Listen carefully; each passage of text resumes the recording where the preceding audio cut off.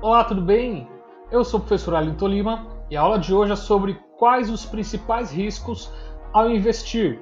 Nesta aula, vou elencar 7 tipos de riscos que você possivelmente vai encontrar nos seus investimentos.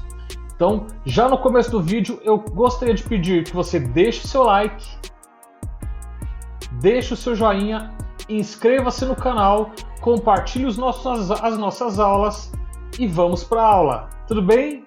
Então vamos lá!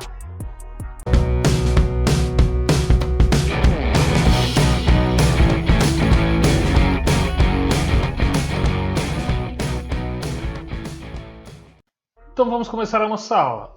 Quais os principais riscos ao investir? Coloquei uma frase do Warren Buffett, né? O risco vem de você não saber o que você está fazendo. E o que é o risco? O risco é a probabilidade de que algo dê errado no seu investimento. O risco da empresa não pagar aquilo que ela prometeu pagar, o risco político, o risco de ter escolhido mal os seus ativos. Então, essa é a principal ideia, o principal conceito de risco, é que alguma coisa não aconteça da forma como você esperava.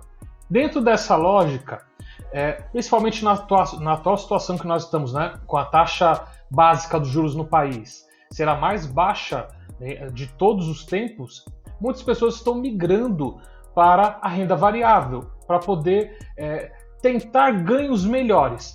Porém, isso tem um risco. Quanto maior o risco, maior a probabilidade de retorno. E isso precisa ser muito bem mensurado. Muitas pessoas entram no mercado e acabam quebrando a cara, vamos dizer assim, porque elas não conhecem o terreno por onde elas estão pisando e acabam metendo os pés pelas mãos, fazendo más escolhas.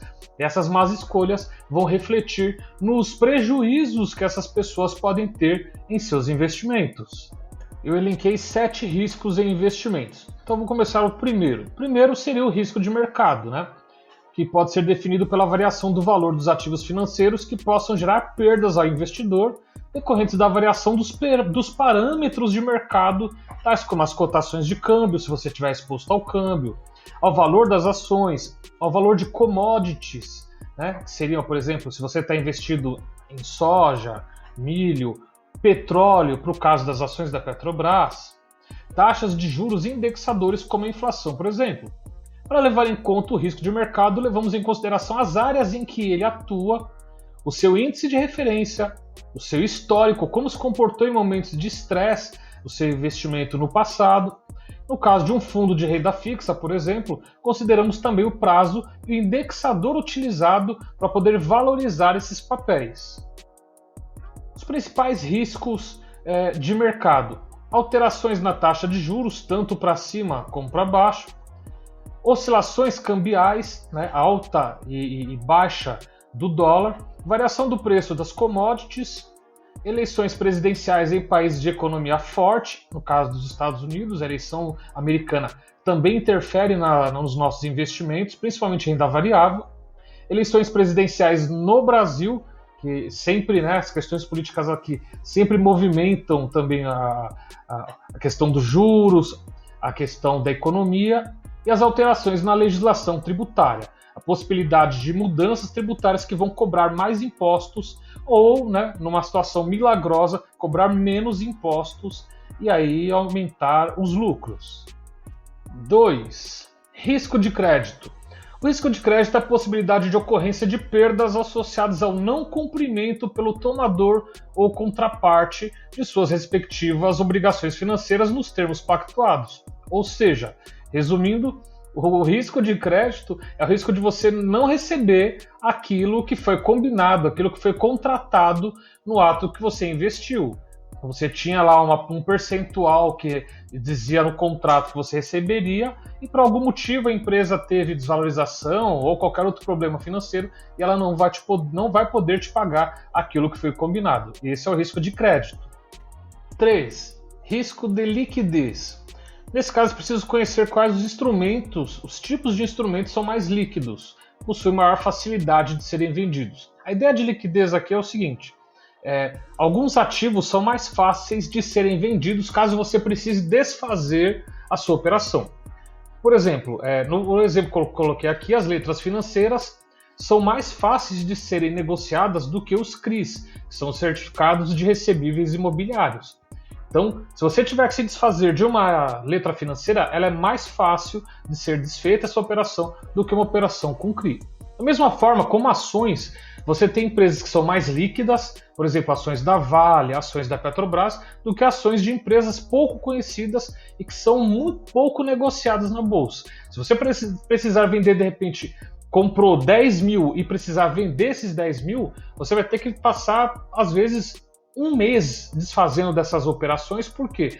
Porque ela é tão pouco negociada, você acha tão pouca gente querendo comprar, que você não vai ter liquidez nessa operação e você vai ter que demorar muito para poder receber esse valor novamente. Então, a escolha dos ativos no ato de investir é muito importante para você evitar o risco de liquidez. Alguns tipos de investimentos têm um risco mais específico. Então, o quarto exemplo são os riscos do emissor. Então, nesse caso, eu vou utilizar o exemplo dos COIs, que são certificados de operações estruturadas. Os COIs, como eles não têm a garantia do fundo garantidor de crédito, eles precisam, você no ato de investir precisa buscar COIs de empresas, de bancos emissores de primeira linha, né? Bancos que conseguem te dar uma certa garantia, ter um volume suficiente para poder arcar com os seus compromissos. E outra coisa importante, no caso dos COIs, e você pode encontrar isso também para outros tipos de investimentos, é analisar o rating. Tá? Então existem bancos que certificam esse investimento com um tipo de rating. O que é o rating? O rating é uma análise de risco. Então, se a análise de risco dele tem uma tabela para isso, tá? Eu posso colocar aqui na descrição do vídeo, que quanto melhor a classificação de risco, melhor as garantias que você pode ter de que você está investindo em algo mais seguro do que outros tipos de investimentos menos seguros se não tivessem a classificação de risco. E principalmente a classificação por terem sido feitos por bancos de primeira linha para diminuir o risco. Quinto, risco operacional não financeiro. O risco operacional não financeiro ele é referente a perdas ocasionadas por falhas de análises, pela falha na estrutura operacional da instituição, pela alguma falha nos controles internos ou internos dessa mesma instituição e até falhas também decorrentes por fraudes, análises irregulares ou recursos humanos inadequados. O que seriam esses recursos humanos inadequados? Você colocou alguém para analisar um tipo de investimento na qual ele não tem conhecimento mínimo, ele não tem preparo nenhum para poder fazer a análise daquele ativo e para poder colocar para o mercado aquele ativo como algo a ser investido. Então isso é um dos riscos que você pode encontrar pelo caminho, que é o risco operacional não financeiro decorrente de N situações que normalmente são riscos da instituição que está oferecendo o investimento. Risco 6. Risco na escolha dos ativos. A escolha dos ativos é muito importante, né? Você pode, de repente, escolher ativos ou ativos relacionados a esse ativo principal que pode te trazer um problema futuro. Então, como eu estou colocando aqui, os ativos do investimento ou ativos ligados ao investimento. Então, tem ativos, por exemplo, fundos de investimento que são ligados a ações negociadas no exterior. Né? Algumas são ligadas ao valor do ouro, que pode também flutuar, ao valor do dólar, que também pode ser uma variável importante na valorização ou não do investimento. O grau de alavancagem, né? O que é alavancagem? É a técnica onde você opera com um valor maior do que o que realmente você tem. É um crédito que é dado ao investidor para que ele possa operar um valor muito maior do que aquilo que ele tem para poder aumentar os seus ganhos. Porém, o inverso também acontece. Você pode arcar com prejuízos muito maiores do que a sua capacidade financeira de arcar com esses prejuízos. Então, qual que é o risco aqui? O risco é de você ter que, numa situação de liquidez, ter que se desfazer rapidamente da operação, com um valor muito menor do que o que você realmente precisava para sair com lucro, e você vai sair da operação, vai sair do investimento com prejuízo. Sétimo risco, risco do prazo. Um dos fatores que mais contribui para o risco final é o prazo. O risco da operação tende a cair com o tempo à medida que se aproxima do vencimento. Riscos de curto prazo que prometem grandes lucros tendem a ter alguma inconformidade. Inconformidade tem alguma coisa de errado ali, que precisa ser analisada. A ganância tende a levar pessoas a investimentos, diga-se entre aspas, com promessas mirabolantes e muito arriscadas. Já desse me apareceu um cara um americano, me oferecendo um investimento na empresa dele para ganhar 7 vezes o valor que eu colocasse em uma semana. Então, olha a questão entre o ganho e o prazo. Óbvio que tem alguma coisa muito estranha aí. Aí entra, né, a questão do prazo, a questão da legislação, né? Eu vou colocar dinheiro num país alheio, estrangeiro, se de repente eu precisar cobrar esse valor, eu caísse num golpe, como que faria? Então são várias coisas que você precisa analisar e precisa ter o tino para poder separar o que é realmente investir e o que é especular. São coisas totalmente diferentes. Observações.